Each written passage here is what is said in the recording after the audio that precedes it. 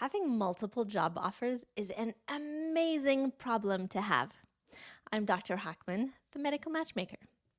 I've been asked this question quite a few times in the last couple of days, so I thought I'd make a video on it. This is for physicians who are interviewing for jobs, and right now, at the time of this recording and when I'm posting it, we're kind of getting started with interview season for the residents. That can be anytime from July all the way through January, February, March, even May or June before graduation. But right now, we're in July, almost in August, and so I'm dealing mostly with J1 visa candidates. So, I've recently dealt with a few people who have multiple job offers. Now, that's great. Such a great problem. And I know it's very stressful, but it's a good kind of stress because it'll all end up okay in the end. So, my first thing to say when deciding how to decide between jobs is whatever you choose, you'll be okay. This is a great problem to have. My biggest takeaway when speaking with physicians about which job offer to take is you want to take the job where you'll be happiest coming to work.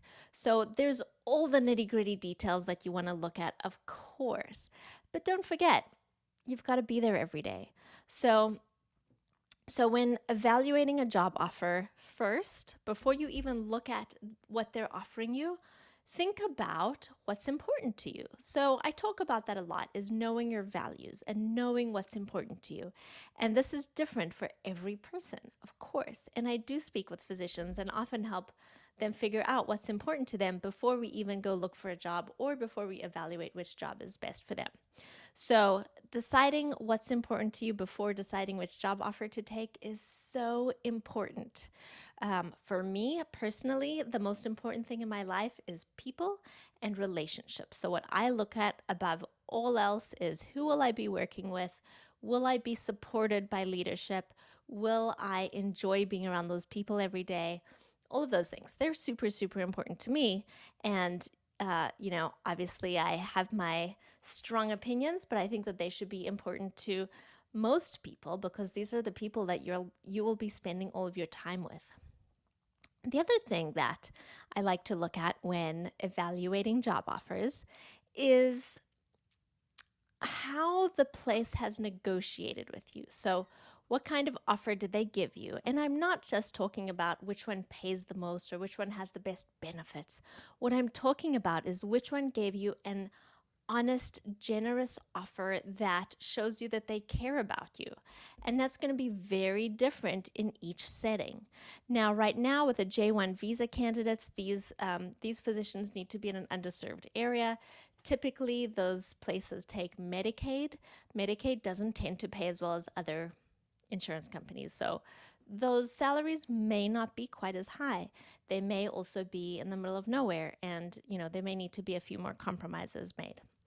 But if you're given an offer by a practice, whether it's a small private practice or a large organization, you want to pay very close attention to how that offer is presented and how they negotiate with you.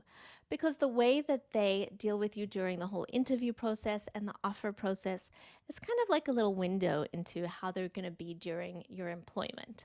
So will they budge on certain things? Do they negotiate? Do they listen to what's important to you?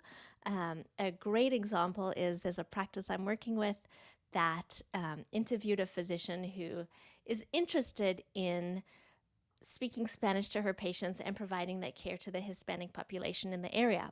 Now, this practice does not have a lot of Spanish-speaking only patients, but there are a lot of them in the area. And so this practice's response to the candidate that interviewed with them is, we would love to have you come. We would love to attract those patients for you.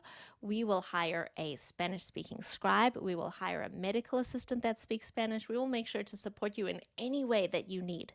Now, that's the kind of place you want to work with, right? Because not only are they interested in supporting you and supporting what's important to you, they're interested in your success as a physician and your success in the practice. So, those are some things that are so important when choosing between job offers. You want to look at things like, what is your time outside of the practice going to look like? So, is it going to be, do you have to see 25 to 30 patients a day and not have any time for charting or admin time? And then maybe you're probably going to have to go home and do that after dinner or before dinner and after dinner and on weekends. So, do you have any kind of support in that way? So, when deciding on an offer, you don't only want to look at salary, because at the end of the day, that's not what's going to make you happy. What's going to make you happy is waking up excited to go to the place you're going to go each and every day. So there's a lot that comes into deciding on which offer to take, but don't only look at it financially speaking. Of course, that's important, but look at it as well in the way of, who will you enjoy being with? Who will support you as a physician, as a person who maybe has a family, who has a life, and who would you enjoy being around every day? So I hope that helps. Of course, it's very difficult to give a blanket statement because everyone's situation is a little bit different. Everybody's life is a little bit different. Everyone's values and priorities are a little bit different. And I speak with physicians all the time and kind of help them figure out which job to take or what's important to them, or all of those things. And I see all sorts of fears that come out of, um, you know, a recent one was, maybe this practice is working with a lawyer, but they haven't done J1 visas before, and I'm afraid that it's not going to go through. That's a very valid fear. But if you have a lawyer on your side, you're good there. Other fears that I see are, this practice doesn't pay as much to start out, and I'm worried that I'm not going to be able to build up to the salary that they say I can. Well, in that case, you want to have some way of guaranteeing that you can build up your practice and build up your salary with real defined metrics. So don't let those fears get in the way. Often your gut will tell you the right thing. But if you either don't have a strong intuition, or you feel that maybe your fears are interfering with your gut sense, then beware. Don't follow your gut if it's driven by your fears. So think about your intuition. I'm more than happy to help you through that. But just think about where you'll be excited to be each day, because life is short and you want to enjoy it. So if this is helpful to you, like this video, subscribe to my channel, and please share it with anyone who is potentially going to be looking for a job soon, or who is currently looking for a job, or maybe will be evaluating multiple offers.